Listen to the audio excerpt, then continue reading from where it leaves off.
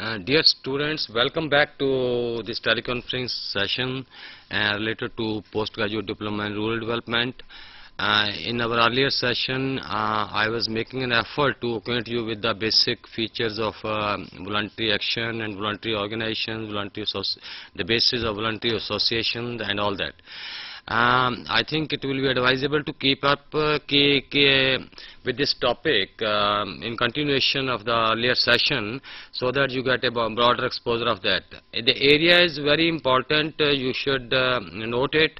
If those students who have now enrolled for our master's program in rural development, they will be exposed to a very full-fledged course of 6 credit having 16 units, 4 blocks, that this will be coming into the next semester beginning with January onwards. When we will take up teleconference sessions regarding for those master's program learners of master's program in rural development, then we will have more broader discussions on in this area. You can understand the faculty realizes the importance of this area very seriously, and that's why a 6 credit full-fledged course has been included into the master's program in rural development. At your level, at postgraduate diploma level, we have one block of it's a part of one course. I mean, that's worth of 2 credits roughly, and that you have to go through.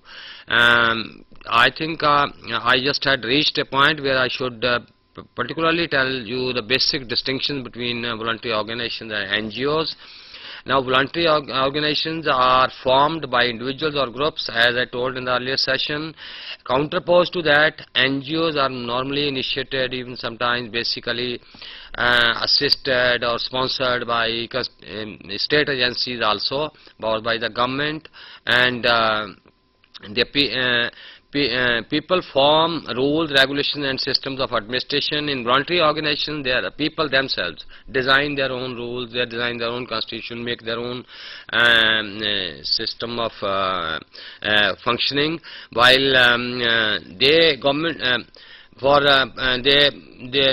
the rules are sometimes as per the government of the direction in NGOs. In the case of NGOs, these are basically also autonomous bodies, but pursuing certain specific developmental objectives.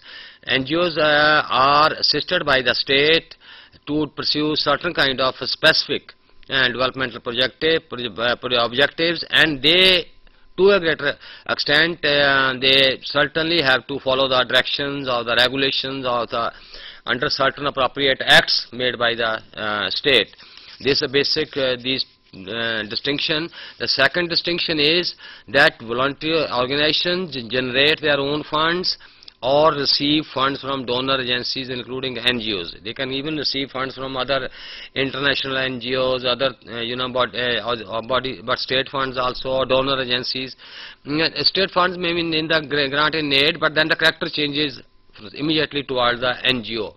So NGOs receives funds from the government and channel them to voluntary organizations. Sometimes they receive funds from the state, and then they also help the other voluntary organizations working in certain area and implementing certain programs, policies, or and the strategies that are influenced by but certainly the influence of the state or the government is there. They have a different kind of particular kind of focus, and they cannot have that freedom and liberty to experiment more. Their objective is focused, and some degree of control is exercised over these NGOs. It may not be very direct like government, like departmental like control, but some degree of control certainly is there.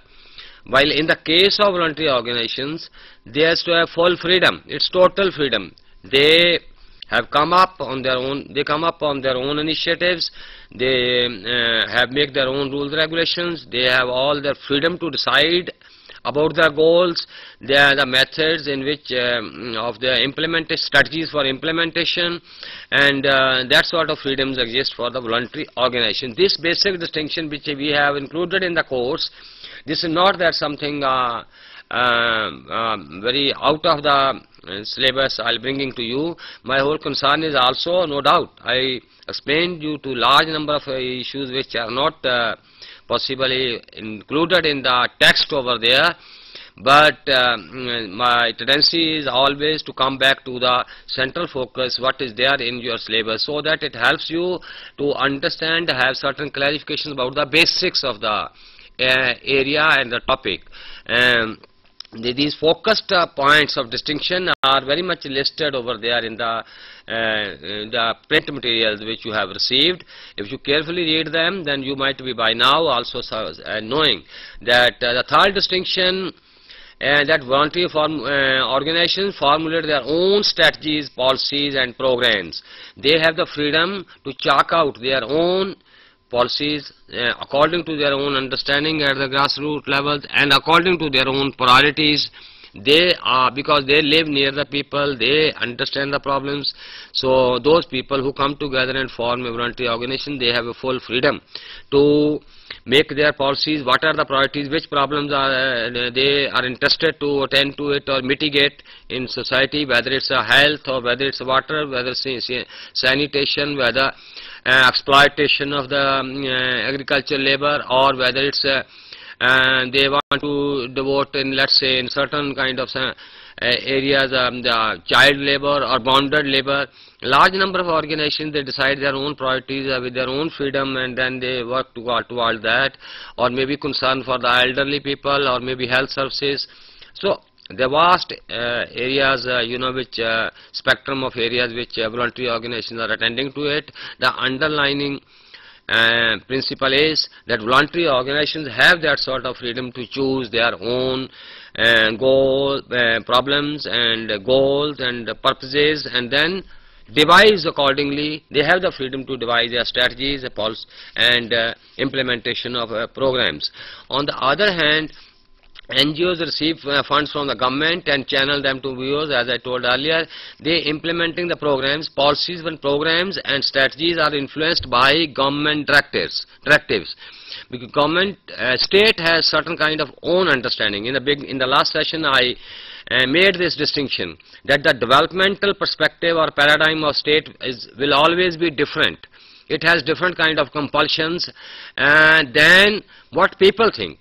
People from the grassroots level have a different kind of perspective about development. They watch the problems over there. Sometimes they feel that the way the government is bringing in programs or implementing are not right.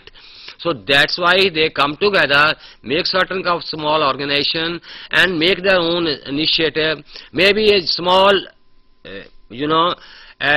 small road linking the village, which possibly is not in order and has a problem for the whole village, and the state might might have made a policy from above for a different purpose. Let's say it might have a different purpose to make certain different kind of policy. It may not be attending to that problem. So people in the village or people in that area may come together. They can contribute their labor, maybe small funds and all that, and also maybe seeking assistance from the state agencies through panchayats and all that. They can make their own road by themselves. That's a small example, just for example, that this sort of things which are visible to them. So the problem and directive, their understanding always about the problem and priorities is different. And but states understanding about, because it is thinking in terms of the whole society, they sometimes many large number of local problems are not the priority for them, or become, they are secondary, or funds are not there, even if their funds are there, so they may not be getting into focus. So this way, when NGOs are working and seeking state funds, so they certainly have to work in an area with a direction, and where the broader objectives of the programs, whether it's Juvar Rozgar Yojana or any kind of different kind of, let's say, new programs are coming up, which Indian state is formulating. So the non-governmental organizations working in that area, since they have to seek the funds from them, then they have to work only in that particular area. They don't have that sort of flexibility, and certainly when funds are coming from the grant in the form of grantinate, then there are rules and regulations, and then there is certain kind of control and mechanism to see to it that these objectives are properly taken care of or not. Voluntary organizations also show a wide variation in terms of size, scale of operations, organizational structure, non-formal style of functioning. I made this distinction in the earlier session also, that voluntary organizations normally remain at a very reasonably small level. So they have certain kind of informal functioning, not that rigidity of rules and regulation, while on the other hand, counterposed to that, NGOs are much larger and complex in their organizational structures. They have structures like formal organizations. They have like bureaucracies. So they function since they have their spread also, geographical spread is large, and that is not that's basically a functional necessity, organizational necessity for the large voluntary, large non-governmental organization, because it has a wide spread, geographically spread in various areas. Number two, the membership becomes extremely large. Once the membership becomes large and its objectives, goals are also sometimes multiple. They enter into large number of areas, many types of areas, and then once that happens, that it requires a functional bureaucracy. I mean, you need offices, then you need a hierarchy in the line of that, and no doubt most of the voluntary organization or non-governmental organization try to make a effort that these hierarchies are not. There is also certain kind of horizontal communication, and there is certain kind of flexibility. They allow scope for informal structures also within the formal organizations, where people have certain kind of discretion, and people can have certain kind of liberty and discretion, freedom to take decisions at the local level also. Those sort of structures are informal structures also do exist within large voluntary organizations, but or non-governmental organizations, but their structure ultimately is formal, like any other organization, like any other state bureaucracy, or not exactly like the state bureaucracy, but certainly to a greater extent different, but having similar features in it. Fifth distinction between voluntary organization and non-governmental organization, which the learner must keep in mind, that voluntary organizations have usually motivated and committed leadership, having desire to serve society. The leadership of the voluntary organization is, as I told in the last session, is also charismatic. A charismatic person is who has qualities which are better or superior than others. That's why other people follow him, or potential qualities whatsoever his own potential, that is different than the others. Then the charismatic leader emerges when he is motivated and committed, and then he has certain kind of very passionate desire to do something for the society. For instance, Baba Amte, you can say, or Mother Teresa, you can say. These sort of people, then when they take lead and they want to do something for the society, then they are a moral authority. Their moral authority is such because they are morally very upright, sound, and their purpose is very genuine to do something good, real good for the society. And this sort of leadership at various levels in voluntary organizations, small voluntary organizations are working in that way. Once the leadership is there, a genuine, morally sound leadership is there, charismatic leadership is there, then these organizations don't go for making very rigid organizational structure. Then you don't need that sort of rigid following of offices. Then there are members, and then there is a leader. And no doubt the leader is such that he seeks participation of all the people with all freedom and all that.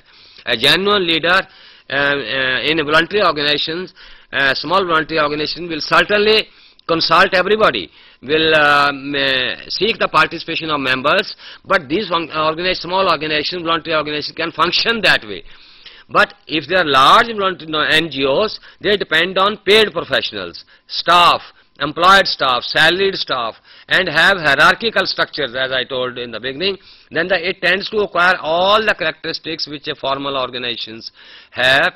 And broadly, no doubt, there are certain kind of freedoms at local level for taking decisions, making decisions, and implementing decisions, and certain kind of horizontal communication also. But at certain large number of informal or structures, informal kind of groupings do exist within these larger organizations, but overall structure tends to become bureaucratic, since they employed salaried employees or salaried people, salaried workers, professional people who are they paid, and then they function like a hierarchical man, that there are superior offices, there are then subordinate offices, and the orders or rule policies and are made at a higher level, and then implementation processes are done at the grassroots level. This is the fifth distinction which I have told you, that on one side voluntary or small voluntary organizations are basically they function through a committed leader, a charismatic leader, and they don't tend to acquire the organizational features. They remain mostly, organizational features remain informal relations among the people and all the members. On the other hand, the large NGOs, they depend on professional staff and bureaucracies for their functioning. Sixth distinction between voluntary organizations can be both non-political or politically and ideologically oriented. Since voluntary organizations have a freedom to function and choose their priorities, if they find that there are certain kind of problems which are of political nature, then they have the freedom to pursue those sort of problems, to question the state, to question the functioning of the bureaucracy, or to take up certain even raising certain kind of issues which are of political nature. And many voluntary organizations may be committed to very strong ideological content also. For example, they can be committed to certain kind of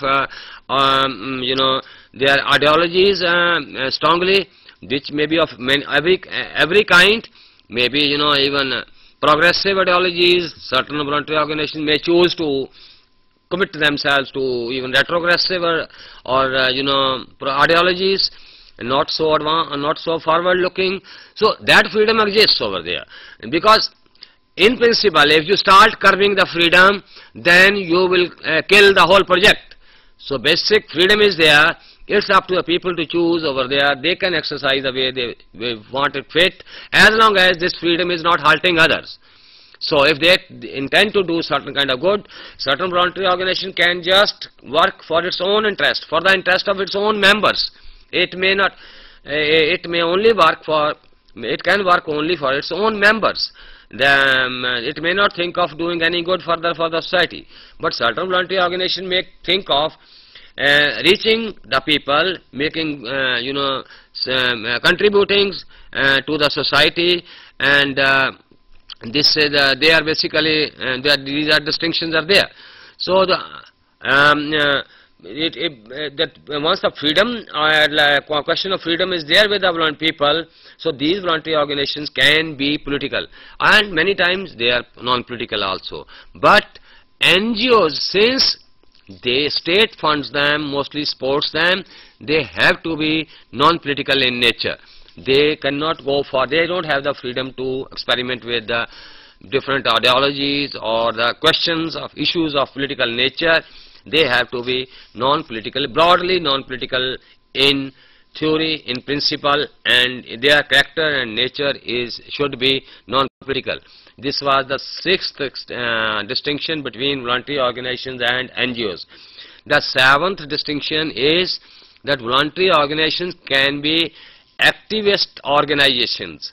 They can be even activist organizations, mobilizing people, raising certain kind of issues, using democratic structures and democratic means to fight for the people or fight for their causes, or let's say if there is certain kind of exploitation occurring, or if there is certain kind of child labor is there, if there bonded labor is there, and they see it, and then they can raise it through media, making certain kind of democratic dharnas, blockages, or whatsoever the democratic, peaceful democratic means, peaceful, I underline it. Democracy permits you to pursue your goals peacefully, collectively, it doesn't bar that. But distinction is, as long as it's not hurting somebody else's property, somebody else's life, or somebody else, society's, it blocks functioning of the society, then it's detrimental to the, both to the cause for which it is pursuing and also for the cause of the organization. So they many organizations are of activist nature within the ambit of broader democratic structure of the society and the state. They have every freedom to raise issues and have active participation in certain kind of political processes, and there is no bar on that. And such organizations then challenge and project against the established social and economic structures and institutions of the society. They are certain kind of, maybe certain institutions are retrogressive, they are not progressive, they are suppressing the people. Like in rural areas, we still find that sort of feudal structures are this what called your ligaments or the leftovers of the feudal structures are still perpetuating in rural areas, and which are oppressive, and they do certain kind of injustices to the downtrodden people, and the voluntary organizations over there can question them, and they question, and gradually they stand up with democratic means, and that sort of freedoms are there. But if the character is NGO, this is the seventh distinction. This between that voluntary organizations can challenge the established social order. They can innovate for more better, more humane and democratic, aspire to make more humane and democratic society. They can raise issues. They have that freedom. Because they have come on their own, with their own freedom, with their own resources.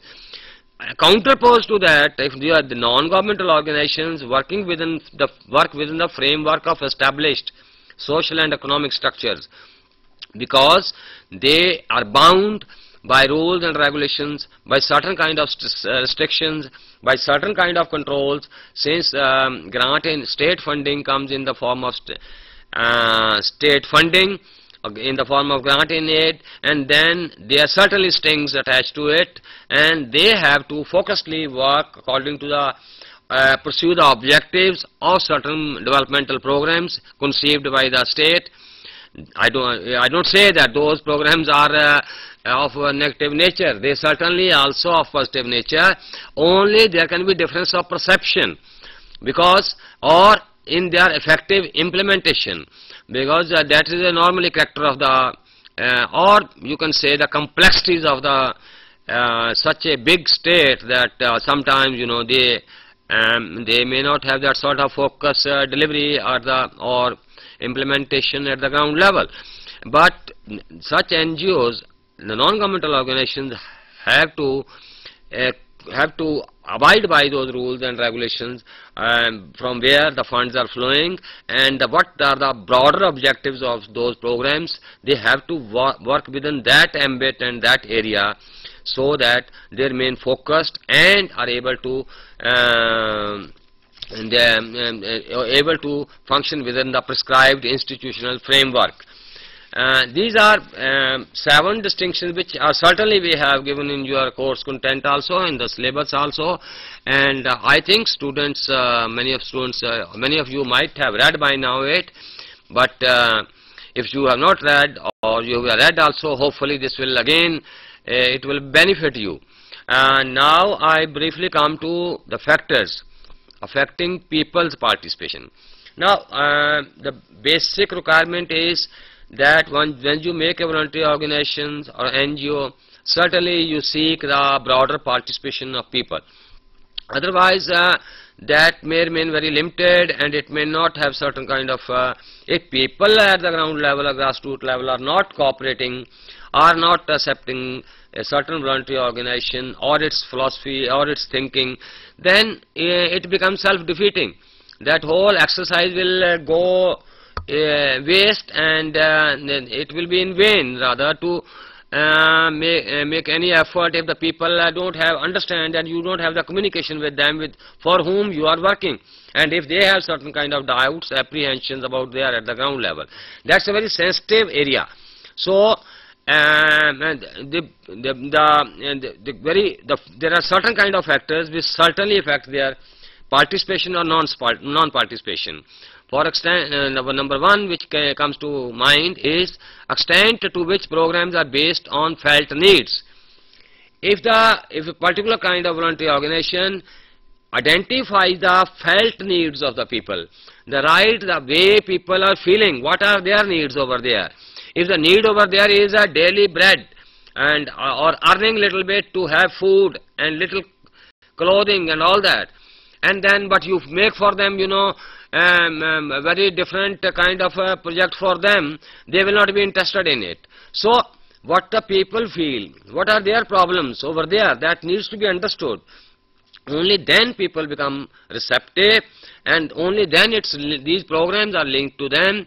And this basically nobody else knows better than voluntary associations or organizations that are working at the grassroots level, and they already have acquired substantial corpus of knowledge to understand people's requirements. That's why they come forward. That's why the voluntary sector has grown in the last 50 years or more than 50 years even, and now you know, has come to this stage. So that's the basic fundamental requirement, that the programs must or projects must be made according to the felt needs of the people. Motivation. Number two factor, the second factor which substantially affects people's participation is motivation and leadership. If leadership is genuine, as I said in the earlier, just before, a little time before, it's genuine, committed and morally upright and having real zeal and passion to do something good for the society, then people certainly understand it. There's no doubt that people will not understand. Let us make it very clear, underlining principle for a student. As a student to you, it should be very clear that the people at the grassroots level, at rural level, they may be outwardly looking poor, they may not have come up, but they don't fail to understand the basic principles of life. They have lived also in history. They have seen history. They have certain kind of corpus of knowledge with them, which we may not explain conceptually, or they may not conceptually comprehend the kind of knowledge which you are gaining at university level. That gap may exist, but the basic fundamentals, like for example, to understand a leader, whether he is genuine, whether he has real mission and missionary, or motivated to do good for the people, they certainly understand. Maybe in certain confusion, sometimes there may be wrong reactions to begin with, but that depends on the capacity of the voluntary organizations at the grassroots level, that how to establish a rapport, gradually take the people into confidence and involve them, and so that they have a wider participation. So this is the second characteristics which needs to be taken care of. Democratic leadership promotes people's participation. If leader is democratic, genuinely democratic, not that in rules and regulation, just in outward facade a leader projects himself democratic, but in actual functioning, when it comes to the crux of the things, he becomes authoritarian, or he has certain ulterior motives. If he has certain ulterior motives of earning profit, filling his own pockets on the name of all voluntary organization and all that, people understand. Then people understand, then they falter away, they don't join, and then they are not so enthusiastic to join it. But if the motives are genuine and the effort is genuine, then certainly it increases people's participation and the voluntary organization is able to do good to the society. The third distinction is communication in a medium which people can understand. Now, if I go as English speaking person to a area at a local level, you know, maybe in a very rural hinterland, or whether it's a Hindi, Gujarati hinterland or Marathi, whatsoever, they will not understand me. So they will have a lot of difficulty in communicating. Also, a very well educated person, even in Hindi, maybe, you know, may not transcend to their level and communicate with them and all that. So, a voluntary organization or leadership or the people who are running it should transcend to their level. They should have the capacity to understand, communicate with them in their idiom, and also should be able to convey their meaning. And this sort of communication, if the communication is sound, then the participation increases. But if the communication barriers are there, and there are certain people don't understand your, you know, both sides don't understand each other, certain kind of confusion, then it hinders the growth of a voluntary organization, and it becomes a barrier to its, you know, membership and functioning and its growth. Now, after having listing basically these few 3 points mainly, and there can be large number of other points when we go into the real working of the voluntary organizations. I now will just point out few factors which hinder people's participation, which stop. These were the points earlier discussed, which through which participation can be promoted or can be increased. But the factors which hinder people's participation is local leadership is not motivated, community is not prepared ahead of launching a program. If particular voluntary organization does not do groundwork, it does not go to the area, understand people's problems, identify the right type of projects, and then in other words, that it does not prepare the people, community over there. Preparing the community means that community is ready, made ready through convincing them, explaining them the details of the project, so that when you launch a project or bring it over there, they are already receptive to it. And then that sense, but if that exercise is not done, then this hinders the people's participation. People don't come forward to join hands with the. And other aspect of that, if leadership is not motivated, as I said in the beginning, basically these points are related in both ways. And then the people don't get convinced, and because the efforts will, after some time only, the leaders start getting exposed. People start understanding that the leaders have ulterior motives, they have different motives, they don't have any kind of missionary, passionate yield for doing good to us. So then this hinders, this becomes a barrier to the growth of a voluntary organizations. Then second part is factionalism. Now, factionalism, rural power structures and vested interests prevent people's participation. Like in rural areas also, there are certain kind of factional vested interests in certain group of people might be affiliated to certain kind of political party, certain kind of ideology, other group is affiliated maybe to certain other kind of ideology, or certain group of people are belonging to a certain upper caste, and some people are belonging to a lower and downtrodden caste. So interests vary, and also rural power structure has its own dynamics over there also. Who is more wealthy, who is more powerful, who is more politically influential, and all these permutation and combinations. Since a voluntary organization's purpose is basically to do good for the society and all the people, so but it should have that capacity. People who constitute a voluntary organization or the leadership should have that capacity to understand that factionalism. Those factions or conflicts or rural power structures or the vested interest of people, only then it can function better. But these certainly aspects, these rural power structures or vested interests over there, they hinder the growth of people's participation. Sometimes they'll run into conflict with the voluntary organization, and then they become an obstacle to the functioning of a voluntary organization, because it challenges the existing mechanisms of social injustice and exploitation.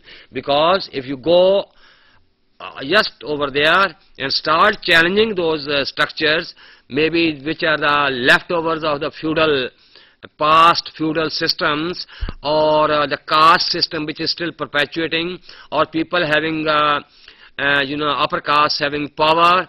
These you might be hearing, knowing through papers, media, everything, that all this churning out is occurring in society. I think recently certain issues have come up in the Maharashtra also recently, that some Dalits are being this question of being they are killed and all that, and the reaction to that has come up and all that. So these structures are there, a kind of quite strenuous, you can say, churning out is occurring at the grassroots level. So various kind of issues do come up and all that.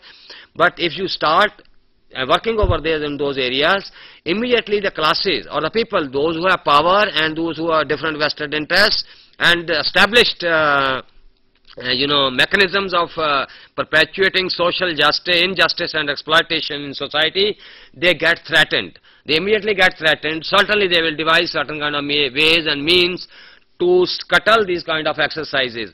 In that sense, I mean, a voluntary organization must have that sort of capacity and must have that sort of potential to properly understand the local situation, so that such vested interest or such kind of established structures of society which are perpetuating injustice and exploitation in society, they should not be able to scuttle the exercise or the functioning of a voluntary organization. So these are the certain kind of obstacles which are faced at the grassroots level.